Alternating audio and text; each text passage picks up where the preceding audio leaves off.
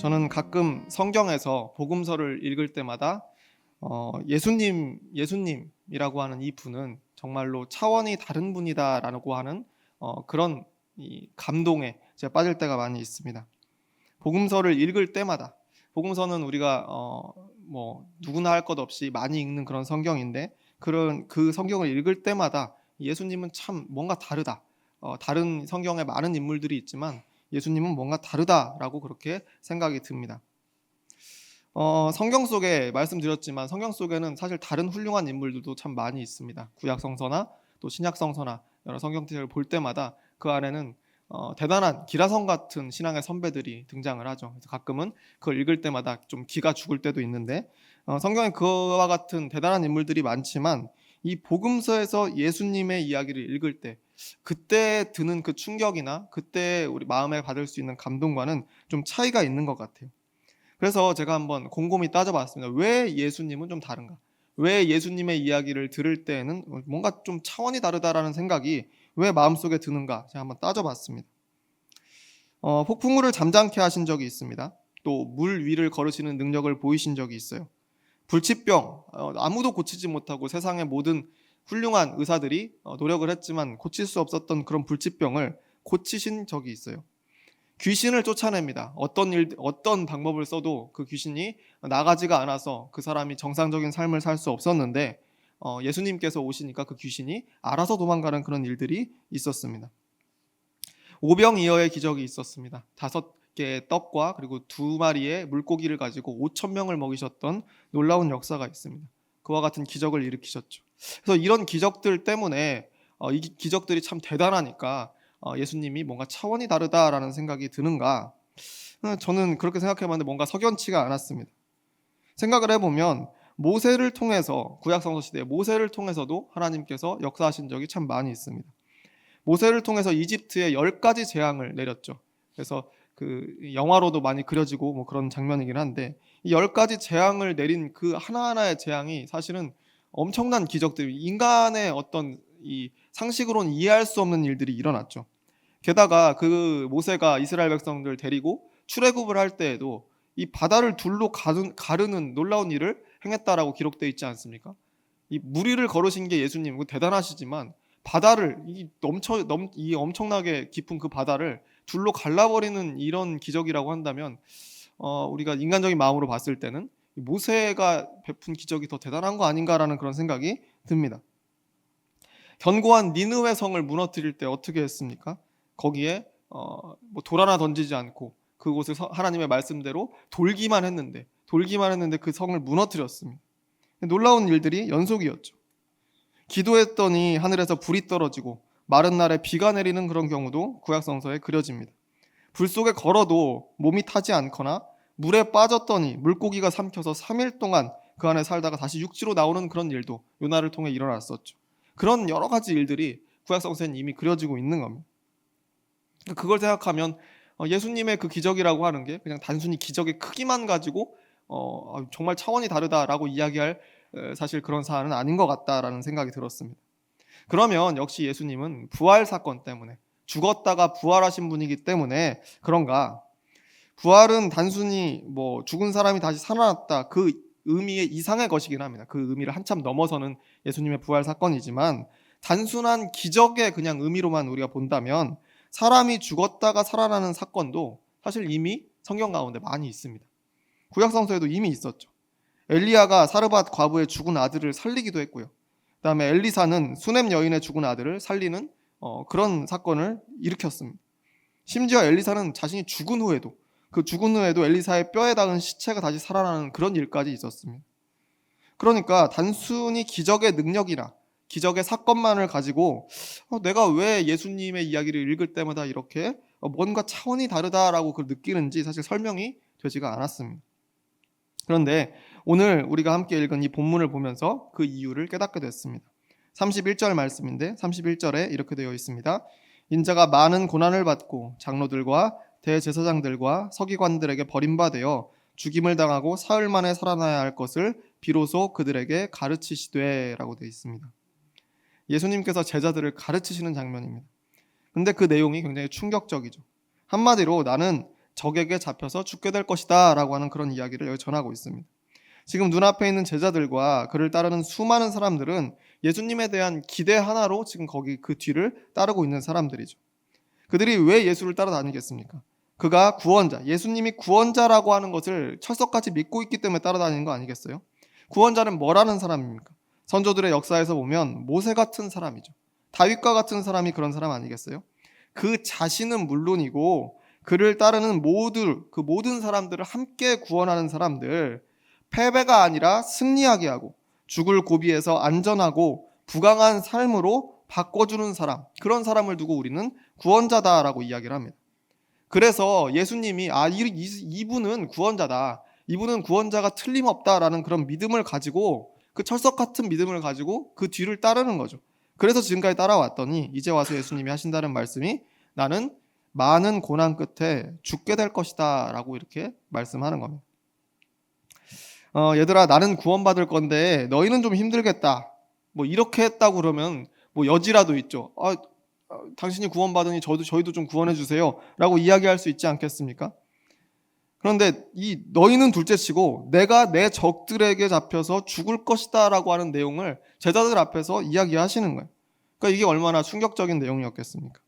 무조건 우리는 이길 것이라고, 우리는 무조건 구원받을 것이라고 사기를 북돋아도 사실은 이 공동체가 힘을 얻기가 쉽지 않은 상황입니다. 초라한 그런 모습들이 많이 있었기 때문에 그렇죠. 그런데 예수님만 바라보고 지금까지 그렇게 뒤를 따라온 제자들 앞에서 내가 죽을 것이다 라고 말씀하시는 예수님의 모습이 여기서 그려지고 있는 겁니다. 물론 그 뒤에 죽은 다음에 사흘 만에 살아나야 할 것이다 라고 그렇게 덧붙이시긴 했습니다. 그런데 그 말을 듣고 있던 당시의 사람들의 생각에는 이 뒷말은 사실 귀에 들어왔겠습니까? 사흘 뒤에 다시 살아나야 할 것이다 라는 말이 귀에 들어왔겠어요? 다시 살아날 거야 이거 딱 듣고 그렇게 되겠구나, 잠깐 그냥 죽으시고 3일 만에 다시 살아나시겠구나, 누가 이걸 쉽게 믿고 수긍할 수 있겠습니까? 이 핵심은 내가 죽는 것에 있는 게 아니고 잠깐 죽었다가 다시 살아나서 자신을 죽인 모두에게 통쾌하게 복수하고 세상을 장악하고 지배하면서 자신만의 왕국을 통치하는 그런 거창한 계획이라도 혹시 이야기를 하셨으면 그건 좀 나았을 수도 있죠. 그러면 그거 가지고 그러면 3일 동안 죽는 건 제가 이해하겠습니다 하면서 계속 따를 수도 있겠죠. 근데 여기서 하신 말씀은 누가 봐도 죽게 될 것이다라는 걸 강조하는 말씀이었죠. 사흘 뒤에 다시 살아날 것이다라고 말씀을 하셨지만 듣는 사람 입장에서는 그게 강조될 리가 없습니다. 이 사람이 무슨 소리 하는 거야? 내가 이 하나 믿고 왔는데 스스로가 이제 패배해서 죽을 거라고? 이게 무슨 말이야? 라고 생각을 하게 되는 거죠. 설상가상으로 32절 말씀을 보면 이런 표현이 덧붙여져 있습니다. 32절 상반절인데요. 드러내놓고 이 말씀을 하시니 라고 되어 있습니다. 대놓고 이 말씀을 하셨다는 거예요. 이전에 사실 예수님이 말씀하시는 방식 중에 자주 하시는 표현이 비유죠. 비유. 그래서 아리송하게 그냥 들으면, 생각 없이 들으면 아리송하게 들리는 그런 말씀들을 예수님이 잘 하셨습니다. 무슨 농담 비슷하게 그렇게 말씀하신 거 뭐 그런 경우도 있었겠죠. 그런데 여기서는 진심을 담아서 진지하게 말씀하시는 거예요. 그것도 완전히 드러내놓고 감춘 것도 아니고 농담기까지 쫙 빼고 진지하게 자신의 앞날에 대해서 예수님 하나만을 바라보고 있던 사람들에게 내가 지금 적들에게 잡혀서 죽을 것이다 라고 말씀하고 계셨다는 거예요. 그러니까 이 말을 들었던 베드로가 참을 수 없었죠. 그래서 예수님께 달려듭니다. 32절 하반절에 이렇게 기록되어 있습니다. 베드로가 예수를 붙들고 항변하매라고 되어 있습니다. 32절 하반절인데 베드로가 예수를 붙들고 항변하매, 길지 않으니까 베드로가 예수를 붙들고 항변하매, 기억하시겠죠? 예수를 붙들고 항변했다는 거예요. 저는 아마도 여기서 베드로가 예수님의 멱살을 잡았을 것이다 라고 그렇게 추측합니다. 마태복음에서 보면 이 부분에 베드로가 주여 그리 마옵소서 이 일이 결코 주께 미치지 아니하리이다 라고 고상하게 표현해놨는데 이건 좀 교양 있게 다듬어서 이런 표현이 된 것이고 아마 베드로의 성격을 우리가 미루어 짐작해보면 엄청 화를 내면서 윽박질렀을 것이다 라고 저는 그렇게 생각을 합니다. 그런 말씀하지 말라고, 지금 그게 우리 앞에서 할 소리냐고 잡고 흔들면서, 멱살을 잡고 흔들면서 이야기하지 않았을까, 소리 지르지 않았을까, 저는 그렇게 생각을 하는 겁니다. 예수님께서 이 마가복음에서 주인공의 모습으로 처음 등장하는 장면, 그 장면이 마가복음 1장 15절 말씀에서 처음 등장을 했었습니다. 그때 거기서 처음 하셨던 말씀, 그 말씀이 바로 15절 말씀인데 이렇게 되어 있죠. 때가 찼고 하나님의 나라가 가까이 왔으니 회개하고 복음을 믿으라. 이게 예수님이 처음 사람들 앞에 서서 출사표를 던진 마가복음에 기록된 첫 마디입니다. 때가 찼고 하나님의 나라가 가까이 왔으니 회개하고 복음을 믿으라. 희망의 말씀이죠. 아마 상상해 보시면 이 말씀 너무 멋있는 말씀 아닙니까? 이 말씀을 딱 들을 때 어떤 그 마음속에 밀려오는 감동이나 감격이 분명히 컸을 것이다라는 그런 생각이 듭니다. 막 먹구름 낀 하늘이 있다 그러면 우리가 좀 드라마틱한 상상을 해보면 먹구름 낀 막 하늘이 있었는데 그 하늘이 그런 날 있죠. 쫙 밀려가면서 그 사이로 햇빛이 막 쏟아지는 그런 장면과 함께 아마 예수님의 이 첫 마디가 있으면 참 잘 어울리겠다라는 그런 생각이 들 정도의 그런 말씀이었습니다. 그리고 나서 제자들을 부를 때 어떻게 말씀을 하셨습니까? 1장 17절 말씀인데 이렇게 되어 있습니다. 예수께서 이르시되 나를 따라오라 내가 너희로 사람을 낚는 어부가 되게 하리라.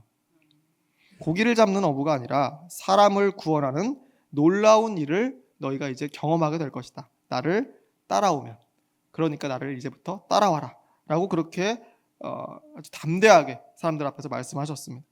그래서 가진 것 하나 없이, 들고 오는 것 하나 없이 다 던져두고 오로지 예수님 한 분만을 쫓아온 많은 사람들이 있었습니다.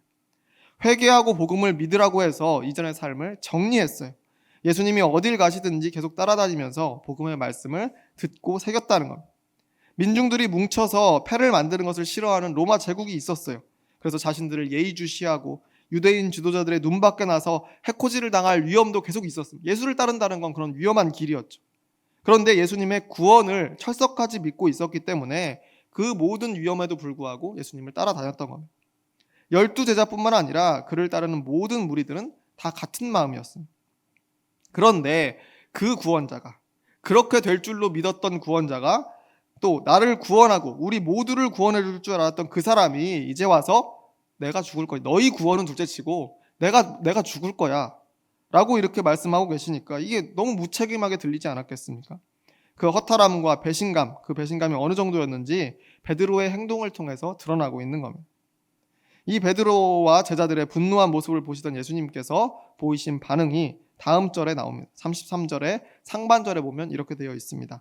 예수께서 돌이키사 제자들을 보시며 베드로를 꾸짖어 이르시되, 돌이키사 제자들을 보시며, 이 좀 굉장히 격해진 상황이죠. 베드로가 막 이 멱살을 잡고 흔들고 그런 소리 하면 안 됩니다라고 이런 장면 가운데에서 예수께서 돌이키사 제자들을 보시며라고 되어 있습니다. 저는 이런 표현이 주는 어떤 시간적인 그런 틈새를 굉장히 저는 되게 좋아하는 편입니다. 바로 말씀하실 수도 있지 않았습니까? 베드로를 꾸짖어 이르시되 이렇게 바로 넘어갈 수도 있는데 그 중간에 뭐가 들어있죠? 예수께서 돌이키사 제자들을 보시며. 급박하게 돌아가는 긴장의 상황인데 예수님은 그들의 반응 하나하나를 보시고 있습니다. 그러면서 돌이키사 제자들을 보시며라고 이렇게 기록되어 있습니다. 그리고 그들을 또 한 번 깨우치실 대답을 이 틈새에서 준비하시는 겁니다. 그리고는 예수님께서 베드로에게 놀라운 말씀을 하고 계시죠. 중간절은 잠시 좀 건너뛰고 33절 하반절에 보면 이런 구절이 있습니다. 내가 하나님의 일을 생각하지 아니하고 도리어 사람의 일을 생각하는도다 하시고, 하나님의 일을 생각하지 아니하고 도리어 사람의 일을 생각하는도다. 이게 무슨 말씀입니까? 너는 지금 하나님의 일이 아니라 사람의 일만 생각한다는 것. 내가 잡혀서 고난받고 죽게 되는 것은 다름 아니라 하나님의 일이다라고 말씀하시는 겁니다. 그것을 받아들이지 못하고 화를 내면서 내 길을 막아서는 것은 이 일을 사람의 일로 생각하기 때문에, 사람의 눈으로만 바라보기 때문에 너희가 그렇게 생각하는 것이다 라고 예수님께서 그렇게 지적하시는 거죠. 다시 말해서 예수님께서는 하나님의 일을 이루기 위해서 내가 죽어야 한다면 마땅히 그 길을 간다라고 말씀하고 계시는 겁니다. 너희는 너희가 원하는 구원을 받으려고 나를 따르겠지만 나는 나의 구원이 아니라 하나님의 일을 이루기 위해서 이 믿음의 길을 가고 있다라고 말씀하시는 거죠. 내가 죽더라도, 내가 원하는 구원이 일어나지 않더라도 하나님의 일이 일어나는 과정 속에 내 죽음이 필요하다면 나는 기꺼이 그 죽음을 받아들이겠노라 라고 예수님께서 말씀하시는 겁니다. 너희는 병이 낫고 싶어서 나를 따르고 가난하고 소외받는 삶을 역전하려고 나를 따르고 로마의 압제를 역전시켜서 승리하고 싶어서 나를 따르고 각자가 받고 싶은 구원을 얻으려고 나를 따르는지 모르겠지만 너희 믿음의 목적이 정녕 그것에 머물러 있다라고 한다면 너희는 나를 가로막는 자가 될 뿐이다 라고 하는 그 말씀을 여기서 전하고 있는 겁니다. 이제 와서 다시 보면 예수님께서 걸어가신 길은 철저하게 하나님 중심이었습니다. 철저하게 하나님 중심의 길이었어요. 자신의 구원과 승리가 목적이 아니었다는 것. 민족 구원도 목표가 아니었어요. 자신과 민족을 구원하려는 것에 머물러 있었던 이전에 많은 선지자들이 있었습니다. 근데 그 수준을 예수님은 한참이나 넘어서고 있는 거죠. 온전히 하나님의 일에 집중하고 온전히 하나님의 일을 이루어가는데 모든 것을 사력을 다하는 것, 그것만 바라보신 분이 예수님이셨다는 겁니다. 저는 예수님 이전에 성경 속에 여러 위대한 인물이 있었지만 그 위대한 인물들 중에서도 이런 식으로 말하는 사람을 제가 본 기억이 한 번도 없습니다. 믿음의 조상이라고 불리우는 아브라함이 있었죠. 아브라함의 믿음은 참 대단한 믿음입니다. 두말하면 잔소리죠. 100세에 얻은 사랑하는 아들 이삭을 지체 없이 제물로 바칠 정도의 믿음의 크기를 가지고 있었습니다. 그런데 그 큰 믿음의 목적이 어디에 있었는가? 창세기 12장 2절 말씀 보면 이렇게 되어 있습니다. 내가 너로 큰 민족을 이루고 내게 복을 주어 내 이름을 창대하게 하리니 너는 복이 될지라. 그의 큰 믿음이라고 하는 것은 바로 이 약속에서부터 출발했습니다. 이 약속에 대한 믿음을 덧칠하고 또 덧칠해서 아브라함의 믿음이 그렇게 커졌습니다. 그런데 그가 언제나 바라본 것은 자신이 큰 민족을 이루고 이름이 창대해지고 자손이 별처럼 많아진다라고 하는 그 구원의 약속을 바라봤던 거죠. 그의 믿음의 목적이 바로 그 약속이었다는 겁니다. 자신의 구원과 후손들에 대한 구원의 약속이었죠. 모세라고 하는 사람도 대단한 사람입니다. 모세도 미디안 광야에서 완전 그 광야 안에서 이제 양을 치면 살다가 끝날 뻔했던 그 자신의 운명, 그 운명을 바꾸어서 민족의 새로운 지도자가 될 것, 그것을 이제 기대하면서 사실 모세도 출사표를 던졌고 또 하나님의 말씀에 순종을 했습니다. 그러니까 모세도 자신과 민족에 대한 하나님의 구원의 약속이 이루어질 것, 출애굽의 그 놀라운 기적이 일어날 것을 기대하면서 믿음의 길을 걸었던 거죠. 선지자 엘리야도 대단한 사람이에요. 엘리야도 자신의 숙적과의 싸움에서 자신이 승리하고 민족을 구원하리라 기대하면서 믿음의 길을 걸었던 사람입니다. 다시 말해서 자신이 승리하기 위해서 나의 민족이 승리하는 것을 바라보고 그 구원의 약속을 믿으면서 계속해서 그 신앙의 길을 정진했던 사람들이라는 거죠. 다윗도 마찬가지입니다. 다윗도 대단한 사람이지만 골리앗과의 싸움에서 승리해서 그 일로 민족을 어려움에서 구원하리라고 하는 그 희망 때문에 그가 골리앗 앞에 담대하게 설 수 있었던 거죠. 다들 하나같이 큰 믿음을 소유했던 사람들이고 우리는 그만한 믿음을 소유하는 것도 너무나 어려운 일인 것을 알고 있습니다. 그런데 오늘 본문 속 예수님의 시선에서 냉정하게 살펴보면 아브라함도, 모세도, 엘리야도, 다윗도 여전히 하나님의 일보다는 사람의 일을 바라보던 그런 사람들입니다. 믿음의 크기는 물론 컸지만 그 목적이 자신의 구원과 민족의 구원에 있었다는 거예요. 그 구원을 얻기 위해서 믿음을 키워왔던 사람들이라는 겁니다. 하지만 예수님은 달랐습니다. 그런 믿음의 차원을 가뿐하게 넘어서신 분이었어요. 당장 내 문제 해결을 위해서가 아니라 우리 모두가 당연히 바라는 그 무언가를 얻기 위해서가 아니라, 다시 말해서 사람을 위해서가 아니라 철저하게 하나님 입장에서 하나님의 일을 행하시는 것, 그 원하시는 일을 해내는 것에만 목적을 두고 사셨던 분이 바로 예수님이라는 겁니다. 그렇기 때문에 예수님은 성경에 나오는 어떤 인물과도 근본적으로 차원이 다른 믿음의 길을 걸으셨다는 거예요. 사람의 일을 생각하는 그런 수준의 믿음을 넘어서서 하나님의 일을 생각하는 믿음의 그 수준이 어떤 것인지를 그 믿음의 경지를 예수님께서 보여주신 겁니다. 그래서 그 앞길에 구원이 아니라 십자가의 형틀이 있었을지라도 여전히 믿음의 길을 계속 갈 수 있으셨던 겁니다. 믿음의 목적이 오직 내 생명, 내 구원에 있었던 것이 아니었기 때문에 가능한 일이죠. 민족의 생명과 구원조차도 넘어서서 오로지 하나님의 일만을 바라보는 한 차원 높은 믿음을 가지고 계셨던 분이 바로 예수님입니다. 그런데 예수님께서는 그 차원이 다른 믿음의 길을 혼자 걷고 그냥 마신 것이 아니라 모두를 초대하고 계십니다. 33절 말씀을 다시 돌아가면 33절 중간절에 이렇게 되어 있습니다. 사탄아 내 뒤로 물러가라. 사탄아 내 뒤로 물러가라. 무시무시한 말씀 아니겠습니까? 사타나라고 이야기합니다. 베드로에게 하는 말씀이에요.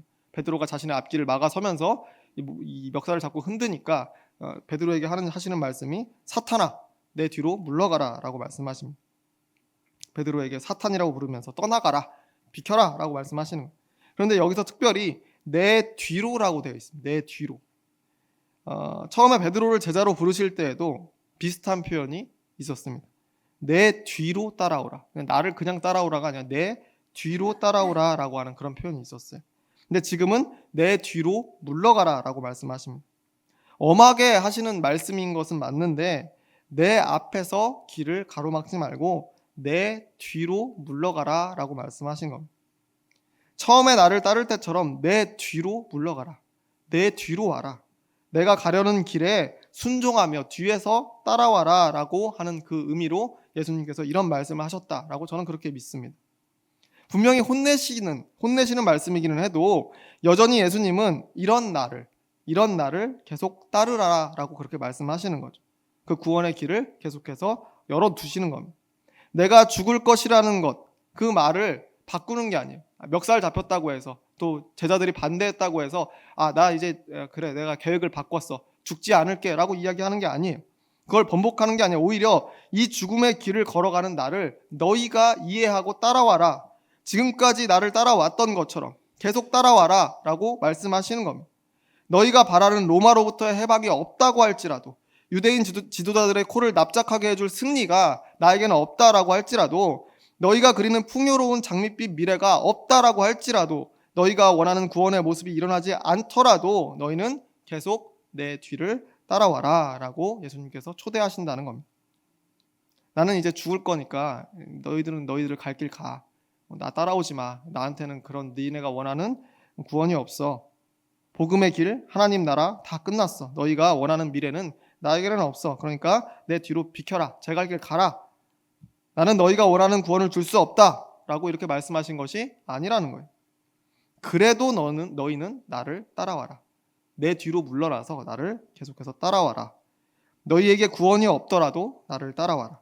나에게 구원이 일어나지 않고 내가 적들에게 잡혀 죽더라도 나는 이 길을 계속 갈 거니까 너희도 이 길을 따라와라 라고 예수님이 말씀하고 계시는 겁니다. 어쩌면 이 말씀이 사람의 일을 생각하는 우리를 꾸짖으시면서 차원이 다른 믿음으로 초대하시는 음성이 아닌가, 저는 그렇게 생각을 해봅니다. 나를 따르라. 내 뒤로 따라와라. 나와 같은 믿음의 길을 가라. 내 믿음을 한층 더, 한 단계 더 위로 성장시켜라. 사람의 일이 아니라 하나님의 일을 생각하라. 그런 말씀으로 이 말씀이 읽히는 거죠. 단순히 내 기도 제목의 응답을 위해서, 내 승리와 내 구원을 위해서 받을 보상을 기대하면서 그 믿음을 키우는 것에 머물러 있지 말고 더 높은 차원의 믿음을 추구하라는 예수님의 초대이십니다. 바로 하나님의 일을 위해서 믿음 생활하라는 거죠. 비록 그 하나님의 일을 이루느라 내 삶이 내가 원하는 대로 되지는 않더라도, 그것 또한 그렇다고 할지라도 나는 믿음의 길을 가겠다. 그것 또한 하나님의 인도하심이고 또 하나님께 순종하는 길이니까 내가 감수하겠다. 여전히 나는 믿음의 길을 간다. 내가 원하는 응답이 있지 않을지라도 하나님의 일을 생각하면서 이 믿음의 길을 계속 걸어가겠다.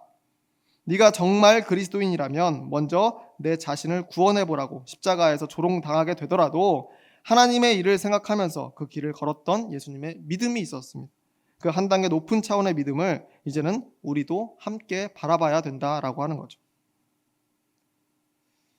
지금은 겨울이라서 보이지 않는데 나비를 여러분 기억해 보시면 봄이 온 들판에는 나비가 날아다닙니다. 잡기 쉽지는 않은데 나비를 잡아보면 정말 너무나 허약한 것을 알 수가 있어요. 날개 힘도 너무나 약하고 조금만 힘을 잘못 줘서 잡으면 그 나비가 죽게 됩니다. 그래서 너무나 이게 조심스럽게 잡아야 되는데, 다리들도 보면 다리가 너무 가늘어요. 이거 뭐 거의 실처럼 생겼습니다. 그래서 힘이 하나도 없을 것 같아요. 그런데 그 나비들이 오히려 그 전에, 나비가 되기 전에 애벌레였던 모습일 때는 오히려 덩치도 크고 힘도 훨씬 세고 몸도 튼튼했습니다. 애벌레들은 상당히 튼튼합니다. 어떻게 잡아도 굉장히 딱 잡으면 뭔가 무게감도 있고 묵직하고 힘도 셉니다. 떼어내기도 쉽지가 않아요. 풀을 잡고 있는 다리에 힘이 세서 굉장히 그것도 어렵습니다. 바람에도, 나무를 꽉 붙들고 있으니까 바람에도 잘 견디고 억센 풀과 잎을 문제없이 갉아먹는 이빨도 그들에게는 있었습니다. 그런데 번데기에 들어갔다가 나비가 되고 나면 그렇게 허약해지는 겁니다. 그런데 그렇다고 해서 나비가 애벌레보다 못하다라고 이야기하는 사람이 있습니까? 나비는 하늘을 날아다니죠. 땅을 기는 게 아니라 하늘을 자유롭게 날아다니는 존재입니다. 아무리 애벌레 때 먹이를 잘 먹고 덩치가 크고 힘이 세고 튼튼해봤자 하늘을 나는 나비와는 다른 차원에 있습니다. 비할 수가 없는 거예요. 비록 약한 모양일지언정 땅을 떠나서 하늘을 나는 것은 차원이 다른 이야기이기 때문에 그렇습니다. 저는 예수님이 성경 가운데서 이 나비와 같다라고 생각합니다. 인류의 역사 속에 그 믿음의 크기가 크고 튼튼했던 대단한 인물들은 참 많이 있습니다. 성경에 기록된 사람들도 있고 성경에 기록되지 않고 우리가 기억 속으로 알고 있는 수많은 사람들이 있었습니다. 그런데 예수님께서는 나약하게 보일지라도 그와는 아예 다른 차원에서 날아다니고 계시는 그런 날아다니고 있는 나비와 같은 그런 모습으로 그려집니다. 우리는 한번 이 시점에서 생각을 해봐야 됩니다. 한 해를 마무리하는 이 시점에서 우리가 여전히 애벌레 수준에서 믿음의 덩치만 늘려가는 신앙을 계속해서 살아가고 있지는 않았는지, 우리의 믿음의 목적이 어디에 있었는지, 내가 한 해를 살아오면서 열심히 교회에 출석하고 열심히 신앙생활했는데 내 신앙의 목적이 어디에 있었는지를 다시 한번 점검해 봐야 된다는 거죠. 내 믿음의 목적이 사람의 일에 있지는 않았는지, 내 계획을 이루는 것에 있지는 않았는지 진지하게 생각해 볼 필요가 있다라고 하는 겁니다. 2024년의 끝에서 그리고 또 2025년을 기대하고 바라보는 이 시점에서 제가 바라기는 예수님의 한 차원 높은 믿음의 길에 동참하고 사람의 일이 아니라 하나님의 일을 생각하게 되는 저와 여러분이 모두 되었으면 좋겠다라고 하는 바람을 여러분에게 전해봅니다. 그것이 하나님이 원하시는 믿음의 성숙임을 깨닫고 그 길에 정진하는 저와 여러분이 모두 되시기를 주의 이름으로 축원합니다. 기도하겠습니다.